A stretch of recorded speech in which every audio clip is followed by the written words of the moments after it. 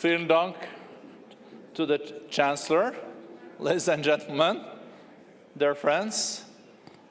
Let's build on the great momentum that was created by the Chancellor. I think we're very privileged to have still these kind of politicians and leaders in Europe. And thank you, Klaus, for moderating such an excellent conversation with Olaf Scholz. So it is my privilege to then try to sum up these days.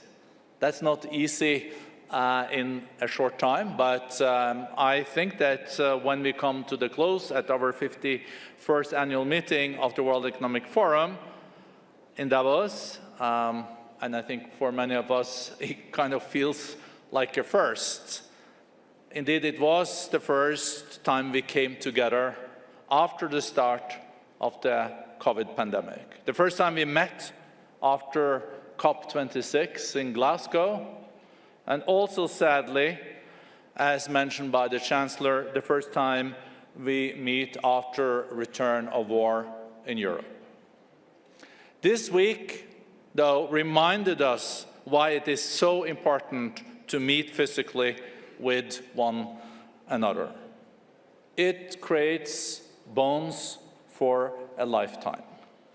And great progress has been made in many areas. Let me start with the planet and climate change.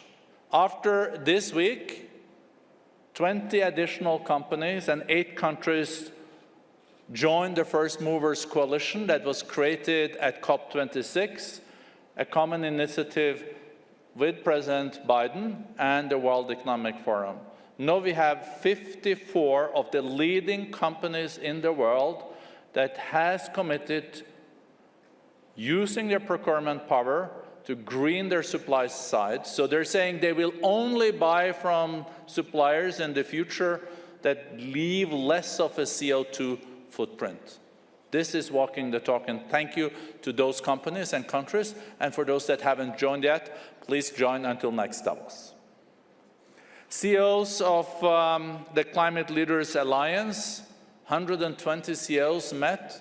They all committed to go net zero by 2050. Many of them have decided to go net zero by 2040. Many have also committed to go net zero by 2030.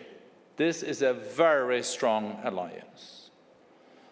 Minister Xie, the climate envoy of China, as you saw here on the podium, also announced his country's contribution to plant and conserve 70 billion trees by 2030.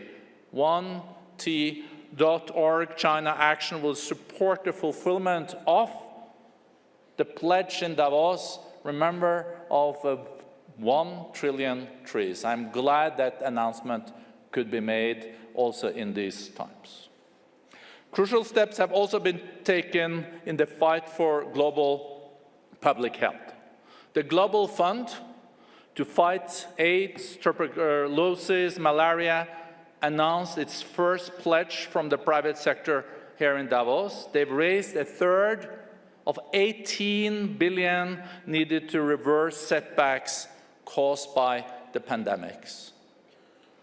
An Accord for a Healthier World was launched at Davos by Pfizer this week, providing all its patent-protected medicines and vaccines on a not-for-profit basis to 45 lower-income countries, with Rwanda, Ghana, Malawi, Senegal, and Uganda as the first 5 countries to join the accord. Big thank you.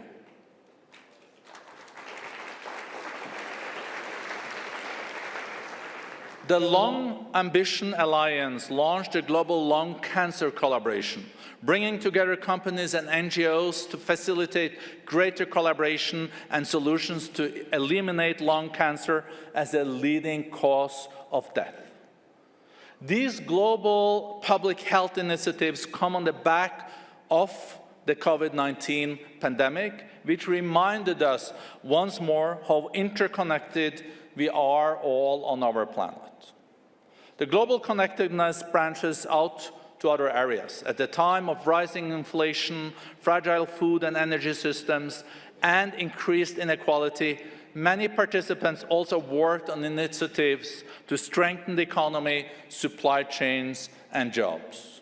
UNICEF this week co-signed an extended charter with the World Economic Forum and 16 logistics leaders to prioritize support for humanitarian supply transport. Rwanda and the United Arab Emirates announced that they are joining the Food Action Alliance, an alliance now spreading all over the world. Yet, even as global cooperation is facing headwinds, new multinational initiatives also saw the light of day. Jobs. The Jobs Consortium held its inaugural meeting here in Davos, aiming to create growth in the jobs of tomorrow, new standards in the workplace, and better wages for all, with focus on social, green, and tech jobs as the high-growth job-creating sector of the future. Decent jobs. The reskilling initiative that I think you all remember that was launched in Davos 2 years ago has mobilized over 50 CEOs, hundreds of organizations across 15 countries, all working to give 1 billion people better education and skills. Japan initiated during the meeting the Gender Parity Accelerator, and Bangladesh became the latest country to join the Closing the Gender Gap Accelerator. The Forum Friends of Africa Continental Free Trade Area came together and worked on public-private partnerships to support the African Continental Free Trade Agreement. 1.3 billion people in Africa, and if this free trade agreement is successful, it can create 30 million new jobs in the coming years. The World Investment for Development Alliance was launched together with OECD, the World Bank, UNCTAD, and other partners to increase collaboration in addressing investment and policy practices. We know that many people on our planet are not connected. 3.6 billion people have not really a connection to Wi-Fi and the internet. The Edison Alliance is about closing this and launched a new program to speed up digital inclusion in the life-critical sectors of health, education, and finance during Davos. They launched a new network of countries, including Bahrain, Bangladesh, and Rwanda, working with the UN Development Programme, UNDP, aiming to provide 1 billion people with affordable digital solutions. That's walking the talk. The Finance Minister of Malaysia announced a new Center for the Fourth Industrial Revolution in Malaysia, in addition to the 16 other centers we have in the world, to set standards and making sure that the new technologies do work in the interest for humankind, and establishing traffic rules in this area. We also know that the war in Ukraine has been on everyone's mind during this week. 70 CEOs came together, CEOs for Ukraine, yesterday with President Ursula von der Leyen of the European Commission and the Prime Minister of Ukraine. We saw the birth this week of the Refugee Employment and Employability Initiative, a coalition of chief human resources officers that were in Davos came together to support the integration of Ukrainian refugees in Europe. Similarly, the Humanitarian Resilience Investing Initiative, how to mobilize additional private capital to benefit the most vulnerable communities, made huge progress. And we launched a Resilience Consortium with many partners looking at the potential black spots or that we are facing, also moving forward, and making sure that we now take action to build resilience to avoid future catastrophes. The cost of inaction far exceeds the cost of action. Finally, we also saw a lot of enthusiasm around the technologies of the future. The global collaboration village explored how we can work together in the metaverse. I hope many of you saw this. It is amazing how we can also have the new technologies to work together for creating also more interaction. Friends, as we close the meeting, I want to remember all these results we accomplished together in the past week.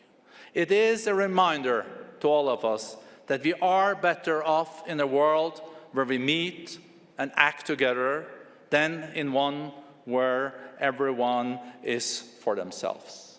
We should recreate a win-win world, not beggar thy neighbor, but prosper thy neighbor. As I look around the room, I sense some sadness that this first annual meeting after the onset of the pandemic has come to an end. But as I look ahead, I hope you share with me the enthusiasm of knowing that we will meet again, and that this meeting was only the first of many in what I hope can be a new era of global understanding and cooperation. And the World Economic Forum was established more than 50 years ago by Professor Klaus Schwab to bring people together, to increase understanding, and our platform is available for everyone that wants to work together to create a better world. Thank you, and safe travel back home.